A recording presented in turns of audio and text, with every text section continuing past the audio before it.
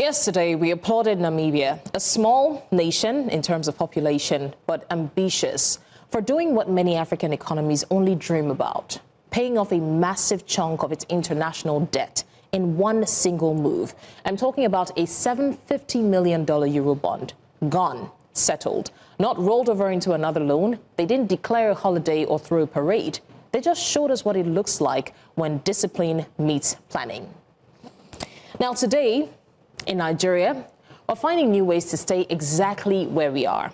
Just days ago, the government secured approval for $2.3 billion in external borrowing. And now, without taking a breath, the president has asked the Senate to approve another 1.15 trillion naira in domestic loans to fill the hole in our next budget. In simple terms, we borrowed, and then we borrowed again. And now we're asking to borrow just a little more.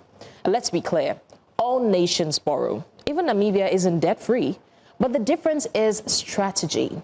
Namibia did not just pay off a loan because they're suddenly rich. They paid because they planned. They built a sinking fund, a financial reserve that is dedicated to paying off long-term debt.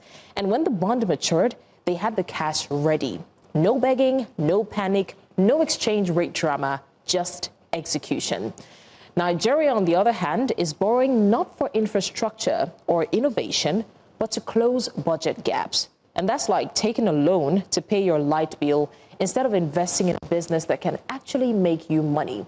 And every time we borrow, the payback gets steeper, interests rise, the naira falls, and you, the everyday Nigerian, foot the bill one inflationary price hike at a time. What does this mean for you? Debt isn't some invisible number on a screen.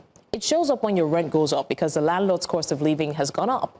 It shows up when your favorite meal costs more today than it did last week. It shows up when youth unemployment soars because businesses can't borrow.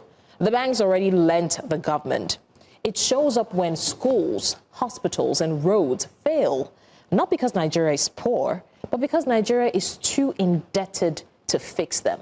So if Namibia, with a population smaller than Lagos State, can prioritize debt repayment, can build reserves, and send a positive signal to the world, then the giant of Africa has no excuse whatsoever.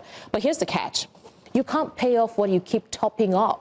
If planning remains a keynote speech instead of a government policy, we'll be sitting here again next year talking about the next loan that we need to take. And that's your postscript.